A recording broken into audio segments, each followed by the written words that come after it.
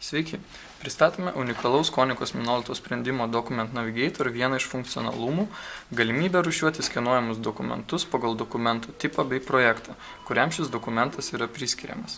Šis sprendimas naudingas toms įmonėms, kurios vykdydamos projektą gauna daug papirinių dokumentų, kuriuos reikia saugoti ir rūšiuoti, o vėliau juos lengvai ir surasti.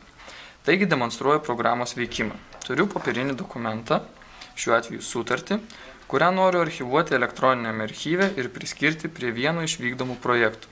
Noriu tai padaryti tiesiai iš multifunkcinio skenavimo kopijavimo įrenginio.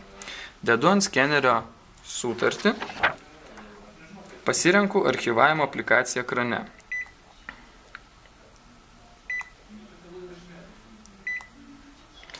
Ekrane man rodomi 3 galimi projektai.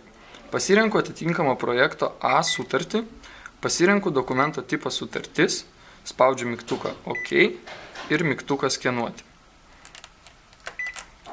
Archyvavimo darbas baigtas. Dokumentas su atpažintu visų turiniu automatiškai suarchyvuojama serveryje prie projekto A kataloge sutartis. Norint surasti nuskenuotą sutartį, atsidarome serverio langą ir matome projektų katalogų medį. Mums reikalinga projektui A priskirta sutartis. Taigi atsidarome šį katalogą. Ir matome dokumentų archyvą suskirstytą pagal dokumento tipus.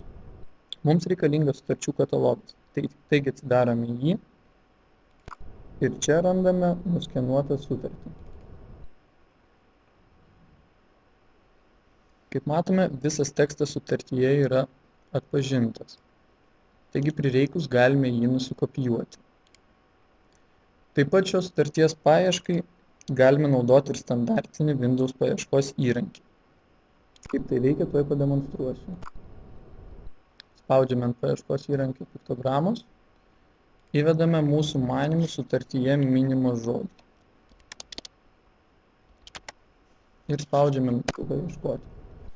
Paieškos įrankis nedelsiant mums parodo rezultatą, būtent mūsų nuskenuotą sutartį. Viduje minimas žodis nuomos. Taigi šis Document Navigator funkcionalumas iš tiesų paprastina popierinių dokumentų archyvavimą ir jų paiešką.